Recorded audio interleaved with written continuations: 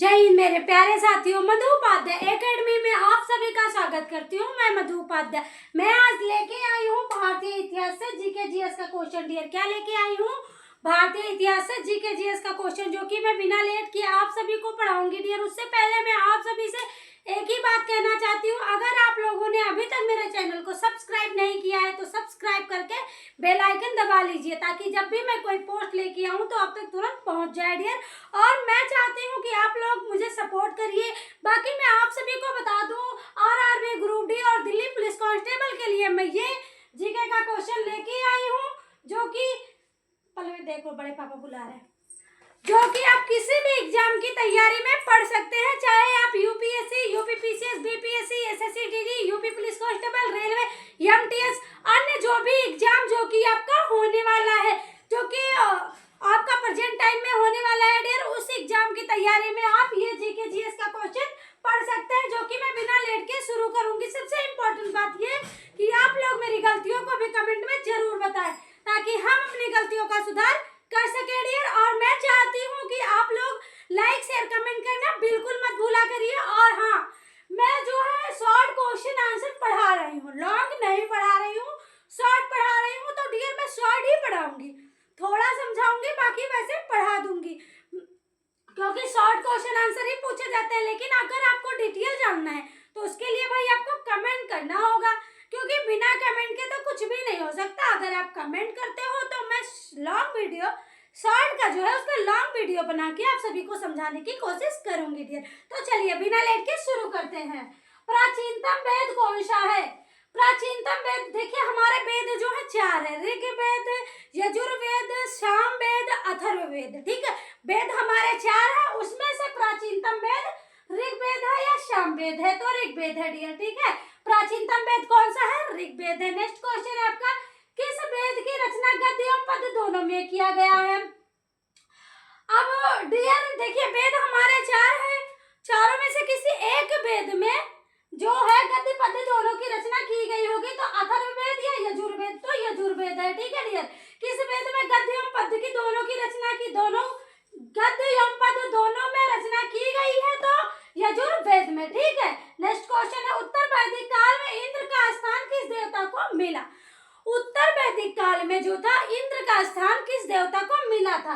प्रजापति विष्णु भगवान को। अच्छा, उत्तर वैदिक काल में इंद्र का स्थान किसी और देवता को मिला क्यों था?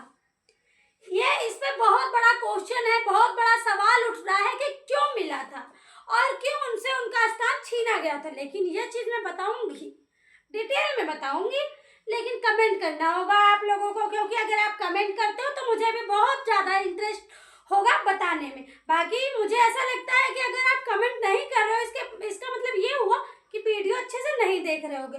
प्यार मोहब्बत की बातें हो व्हाट्सएप पे चैट करने में आपको कुछ नहीं हो रहा है, एक कमेंट नहीं कर सकते आप लोग?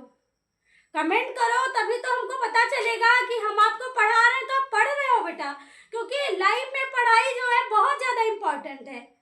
लाइफ हमारी जो है पढ़ाई के लिए, शिक्षा के लिए बनी है। अगर हमारे पास शिक्षा है तो हम कुछ भी कर सकते हैं। सरकारी नौकरी चाहिए भैया तो पढ़ना तो पड़ेगा ही ना, सपने पूरे करने हैं तो पढ़ना तो पड़ेगा ना।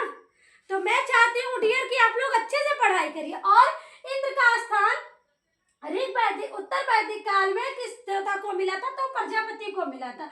लेकिन क्यों मिला था? इंद्र से स्थान क्यों छीना गया था? ये क्वेश्चन अगर आप लोग कमेंट करते हो तो मैं उसका आंसर जरूर दूंगी। डियर चलिए नेक्स्ट क्वेश्चन है, पाटलिपुत्र नगर का संस्थापक था अजातशत्रु, उदयन? तो उदयन था। डियर पाटलिपुत्र नगर का संस्थापक कौन था? उदयन था। डियर अजातशत्रु नहीं था। ये हम लोग भारतीय इतिहास से प्राचीन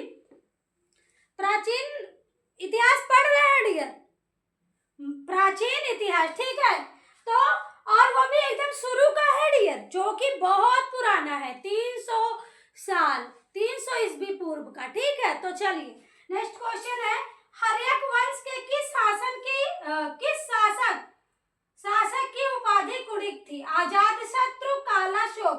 तो अजातशत्रु ऐसा शासक थी जिसकी उपाधि कुड़िक थी। डियर और ये सब कुछ मैं शॉर्ट में पढ़ा रही हूँ, वैसे इसीलिए क्वेश्चन आंसर की तरफ पढ़ा दे रही हूँ। अगर लॉन्ग में जानना है तो कमेंट करो आप लोग। ठीक है, हर्यक वंश के किस शासक की उपाधि कुड़िक थी? तो अजात शत्रु की उपाधि कुड़िक थी डियर। नेक्स्ट क्वेश्चन है आपका, सिकंदर के समय मगध पर किसका स्थान था? सिकंदर के समय मगध पर किसका स्थान था? शासन था, सॉरी स्थान पढ़ रही हूँ, शासन था। सिकंदर के समय मगध पर किसका शासन था? धननंद चंद्रगुप्त मौर्य। डियर देखिए हम लोग अभी चंद्रगुप्त के बारे में नहीं पढ़ रहे हैं, वो हमसे बहुत दूर है, ठीक है। पढ़ेंगे इनके बारे में आगे, इनके बारे में डिटेल में पढ़ेंगे, सब कुछ पढ़ेंगे, लेकिन डिटेल तो मैं आप लोगों के कमेंट के बाद बढ़ाऊंगी ना। शॉर्ट क्वेश्चन आंसर ही पढ़ा दे रही हूँ अभी मैं, बाकी अगर आपको डिटेल चाहिए तो पूछना पड़ेगा। तो धननंद थे, ठीक है। सिकंदर के समय मगध पर किसका शासन था? धननंद का था। नेक्स्ट क्वेश्चन है, कालाशोक की राजधानी थी वैशाली पाटलिपुत्र, तो पाटलिपुत्र, ठीक है डियर। नेक्स्ट क्वेश्चन है, निम्न में से किस सर्व छात्रत्रन अर्थात छात्रियों का नाश करने वाला कहा गया? देखिए शशांक महापद्म नंद, तो महापद्म नंद को कहा गया था डियर। नेक्स्ट क्वेश्चन है, सिकंदर कहाँ का शासक था? चीन का, मकदूनिया का। देखिए सिकंदर नाम सुन के ही लग रहा है कि भैया चीन के शासक तो हो ही नहीं सकते, तो मकदूनिया के शासक थे, ठीक है। सिकंदर कहाँ का शासक था? मकदूनिया का शासक था। सिकंदर यों कोसर के बीच प्रसिद्ध वितशस्ता या झेलम का युद्ध कब हुआ था? 326 ईस्वी पूर्व, 325 ईस्वी पूर्व। तो सिकंदर एवं कोसर के बीच झेलम का युद्ध कब हुआ था? 326 ईस्वी पूर्व डियर, 326 ईस्वी पूर्व। आज का क्लास मैं जल्दी खत्म कर रही हूँ क्योंकि डियर मैं शॉर्ट क्वेश्चन पढ़ा रही हूँ। अगर आपको लॉन्ग चाहिए तो आप कमेंट करिए ताकि हम आपको लॉन्ग भी पढ़ा सके डियर। तो चलिए ये चीज आप अच्छे से देख लीजिए, अगर इसमें कोई चीज आपको समझ में नहीं आता है या कोई दिक्कत परेशानी है तो आप हमें कमेंट कर सकते हैं, तो हम कमेंट में आपको डिटेल में बताएंगे। तो चलिए डियर मिलते हैं नेक्स्ट वीडियो में। जय हिंद मेरे प्यारे साथियों।